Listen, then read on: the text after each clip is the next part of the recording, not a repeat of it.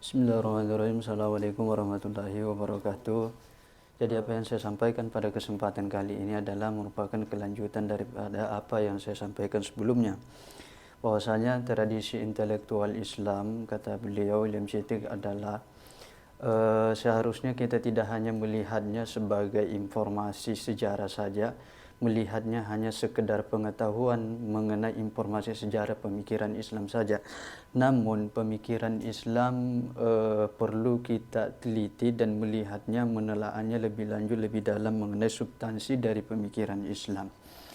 Nah, maka dari itu kata beliau, seperti yang saya sampaikan sebelumnya, bahwasanya konsekuensi daripada melupakan tradisi pemikiran Islam yang kemudian itu menimbulkan berbagai macam konsekuensi besar, termasuk di antaranya adalah berdampak pada keyakinan umat Islam itu sendiri yang secara fundamental, secara mendasar, yang tertanam pada keyakinan terhadap tauhid ataukah persoalan ketuhanan. Nah, kata beliau, maka dari itu berangkat dari persoalan tauhid tersebut yang tidak sejalan dengan pemikiran Islam, kata beliau, makanya diperlukan upaya untuk merehabilitasi ataukah memulihkan kembali pemikiran Islam yang otentik itu, kata beliau. Nah, untuk terlebih dahulu, sebelum memulihkan pemikiran Islam yang otentik terlebih dahulu, tentunya kata beliau perlu upaya untuk mendiagnosis ataukah memahami gejala-gejala yang terdapat dalam pemikiran Islam.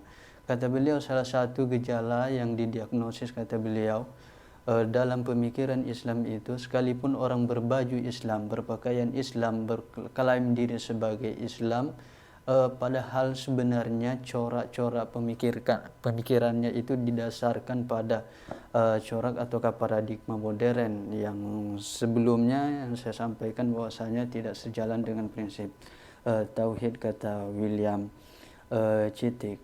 Nah, diagnosis pemikiran Islam yang didiagnosis William Citik melihat dengan merambaknya sains, bahwasanya yang berhak menentukan atau yang menjadi kriya penentu kebenaran yang sesungguhnya itu adalah berdasarkan sains, berdasarkan pada sains. Nah, sementara kata beliau, sains yang terdapat pada saat ini selalu menuntut yang namanya perubahan, selalu menuntut yang namanya inovasi, padahal yang kita pahami bahwasanya bukankah di dalam keyakinan kita persoalan ketuhanan tauhid itu adalah bahwasanya Tuhan itu adalah qadim, dia adalah awal dan akhir, dia adalah satu-satunya yang seharusnya dijadikan sebagai rujukan ataukah sumber otoritas dalam pemikiran kita.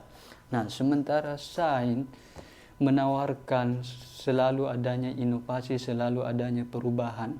Nah, tentu itu menuntut kita, menanamkan terhadap kita dan tertanam mempengaruhi kesadaran kita bahwasanya kita juga senantiasa selalu memperbaharui diri kita, sehingga tak berujung yang pada akhirnya melupakan ataukah mengeburkan inti kesadaran kita terhadap persoalan ketuhanan itu, persoalan tauhid. Kemudian yang selanjutnya adalah bahwasanya sains yang terdapat pada saat ini yang dijadikan sebagai sumber otoritas, yang menjadi sumber otoritas akhirnya mendominasi pemikiran manusia.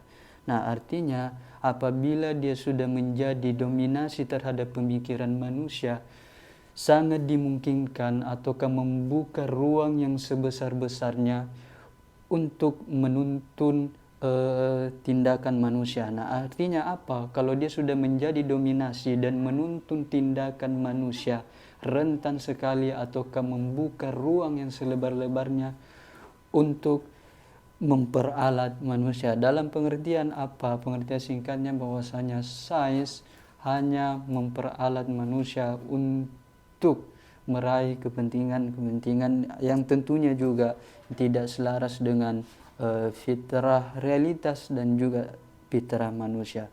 Padahal sebenarnya kata beliau William Citik, seharusnya pemikiran Islam itu, pemikiran itu atau pemikiran kita itu seharusnya sejalan dengan fitrah penciptaan kita yang ditanamkan oleh Tuhan, begitupun apa yang terdapat di realitas. Artinya antara realitas dan diri kita itu selaras. Saya kira itu saja yang bisa saya sampaikan. Sekian, Assalamualaikum warahmatullahi wabarakatuh.